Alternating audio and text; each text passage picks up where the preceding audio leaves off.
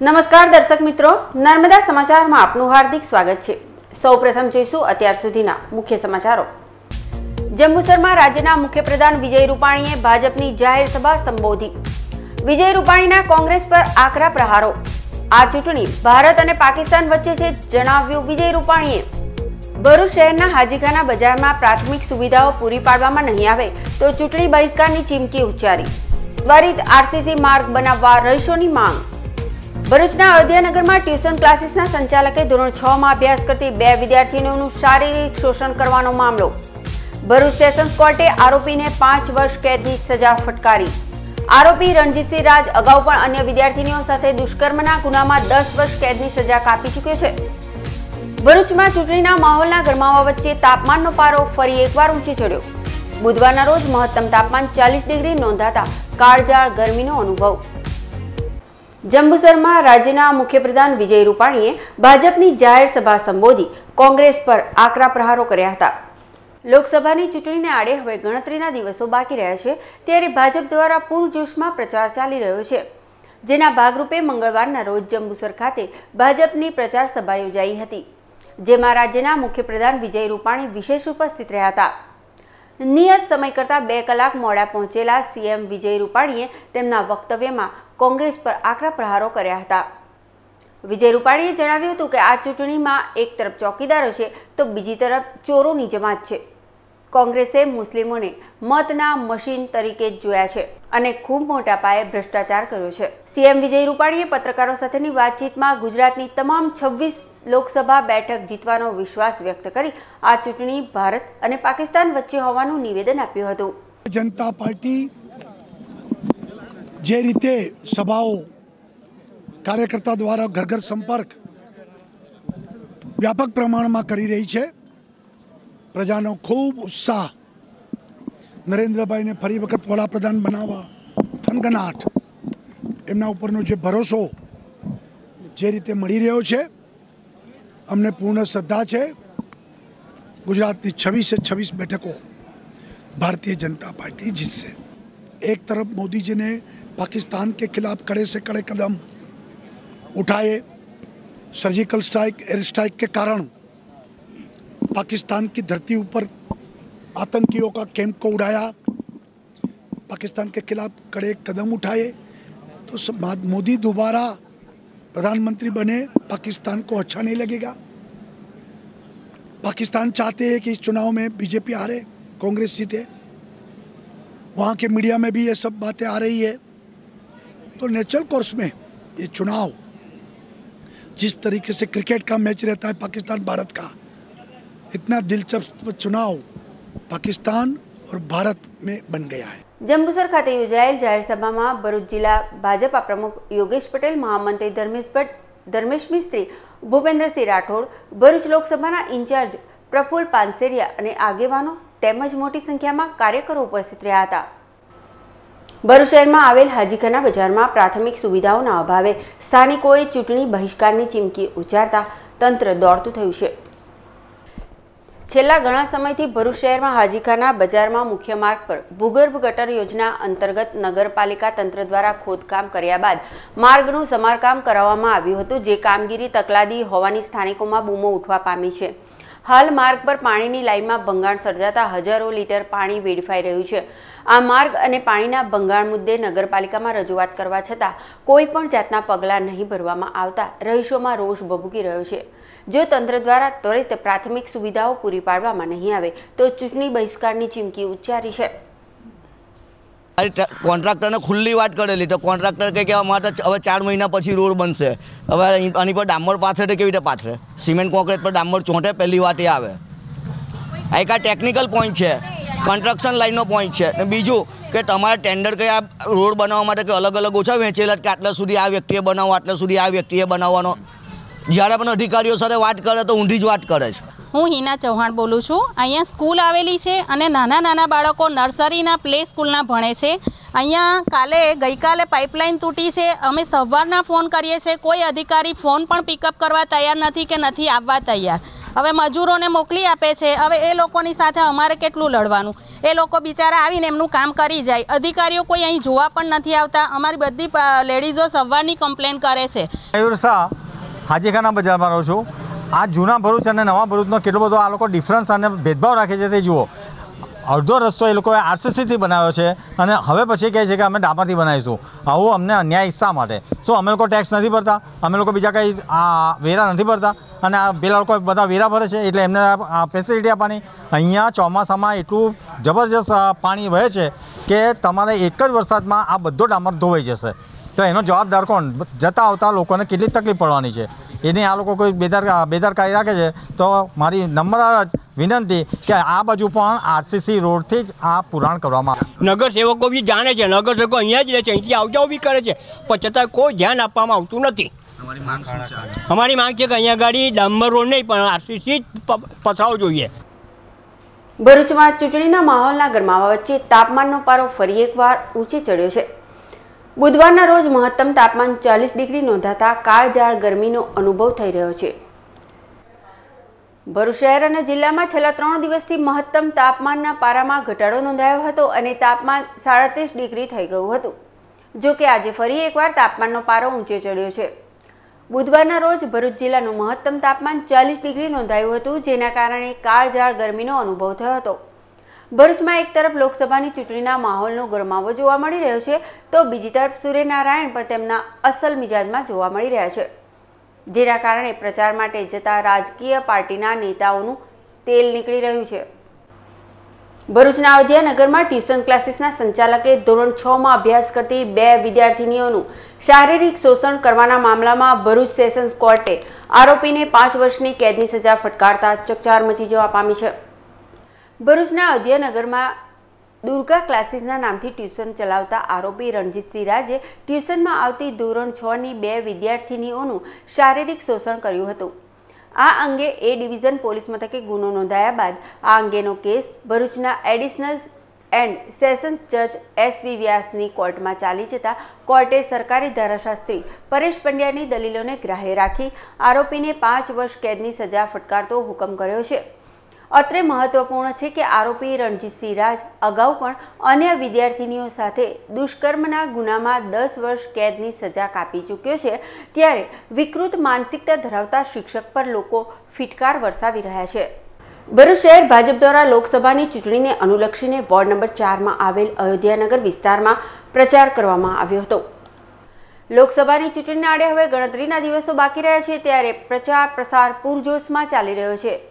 ભરૂચ શહેર ભાજપ દ્વારા ward number 4માં આવેલ અયોધ્યાનગર વિસ્તારમાં પ્રચાર કરવામાં આવ્યો હતો અને ભાજપના ઉમેદવાર મનસુખ વસાવાને જંગી મતોથી વિજયી બનાવવા અપીલ કરવામાં આવી હતી.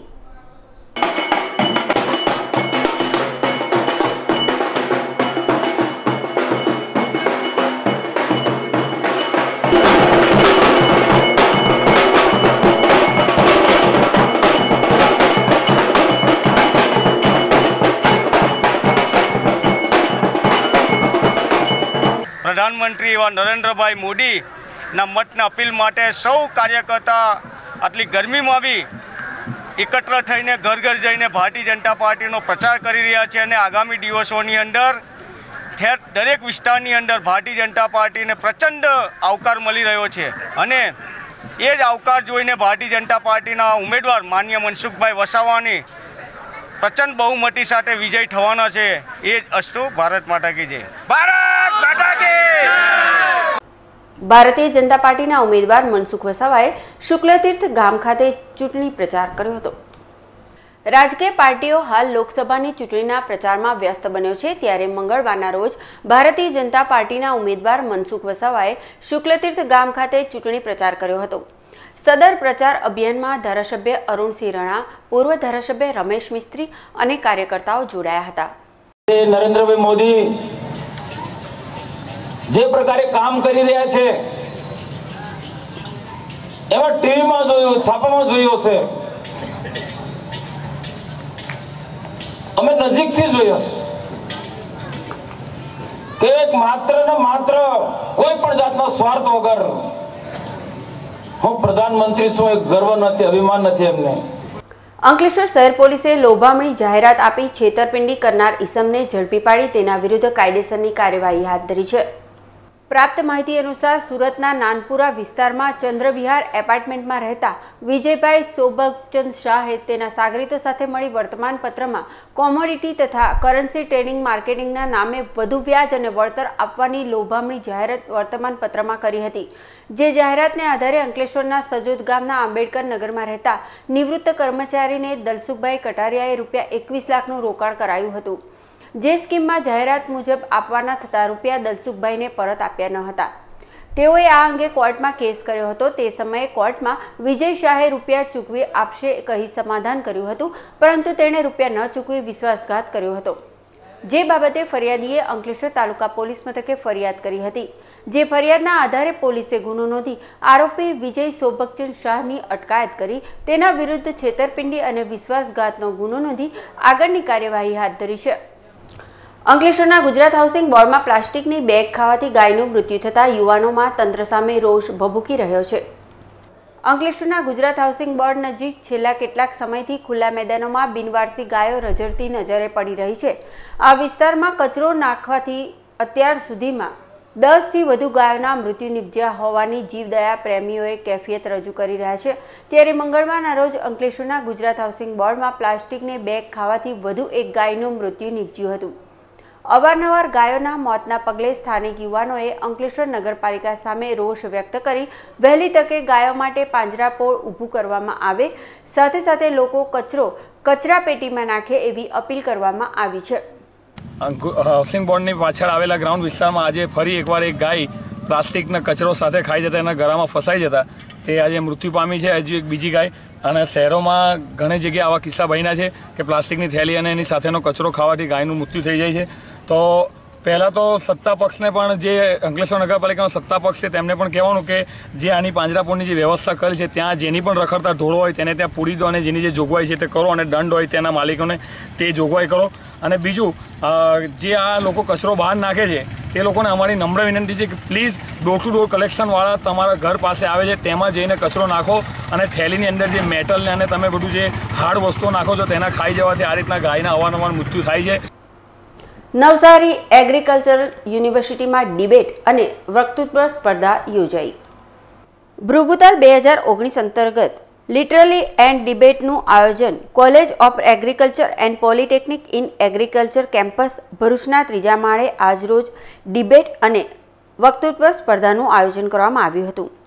આચાર્ય શ્રી કે.જી. પટેલના માર્ગદર્શન હેઠળ યોજાયેલ સ્પર્ધાઓમાં રાજકારણી શિક્ષિત હોવા જોઈએ તથા શ્રીમદ ભાગવત ગીતામાં આજની અને આવતીકાલની સમસ્યાઓનો ઉકેલ છે એ વિષય ઉપર વિદ્યાર્થીઓએ વક્તવ્ય આપ્યું હતું। આ સ્પર્ધામાં નિર્ણાયક તરીકે ચેનલ નર્મદાના ડિરેક્ટર ઋષિ દવે અને એન્જિનિયરિંગ કોલેજના શ્રી પટેલે સેવાઓ આપી હતી। ડિબેટમાં પહેલા ક્રમે હાર્દિક પટેલ, બીજા ક્રમે ધ્વનિ, વક્તૃત્વ સ્પર્ધામાં પહેલા ક્રમે યામિની, બીજા ક્રમે કૃષ્ણા અને ત્રીજા ક્રમે ધ્રુવ વિજેતા જાહેર થયા હતા।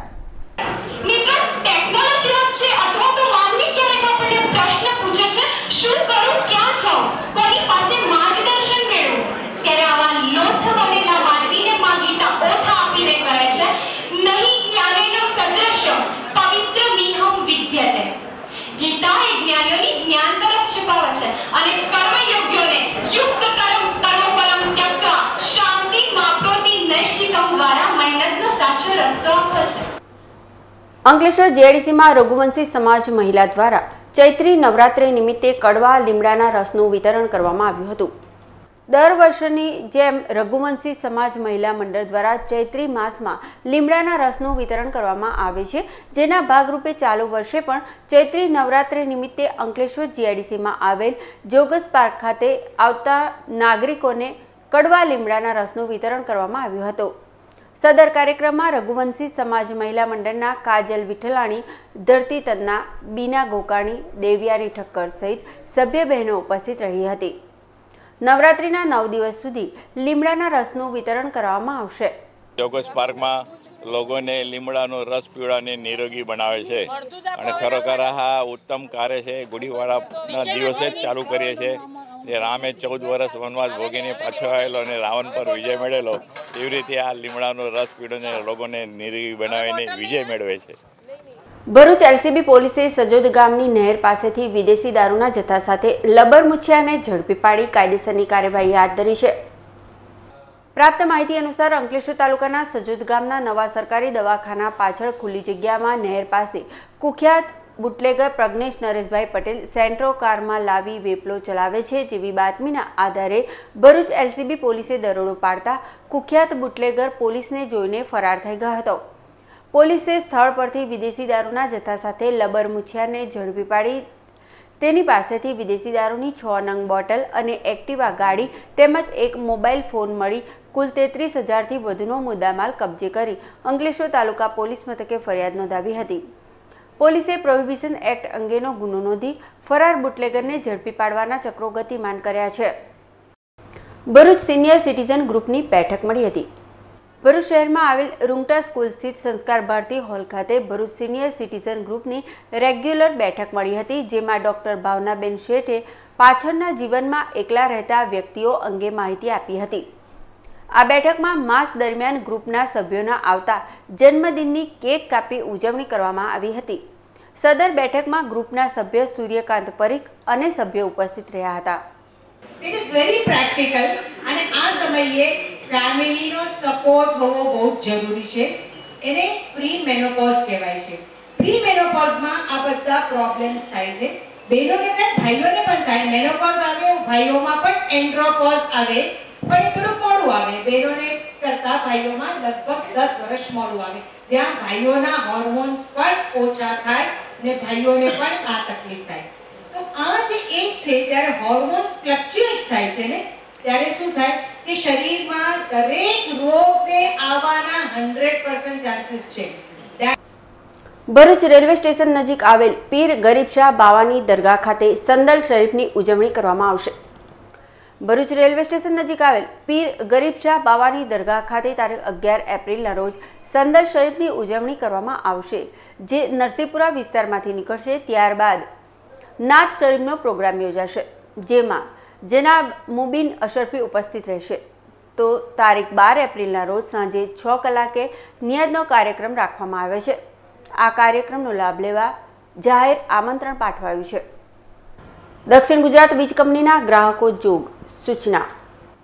તારીખ 12 એપ્રિલ શુક્રવારના રોજ અગત્યનું સમારકામ કરવાનું હોવાથી 132 કેવી સબસ્ટેશન મક્તમપુરથી નીકળતા 22 કેવી જીઆઈડીસી ફેઝ 1 પરનો તમામ વિસ્તારમાં સવારે 8 થી બપોરે 3 સુધી વીજ પુરવઠો બંધ રહેશે, જેની ગ્રાહકોએ નોંધ લેવી. સમાચાર પૂર્ણ કરતા પહેલા મુખ્ય સમાચાર પર ફરી એક નજર. જંબુસરમાં રાજ્યના મુખ્યપ્રધાન વિજય રૂપાણીએ ભાજપની જાહેર સભા સંબોધી.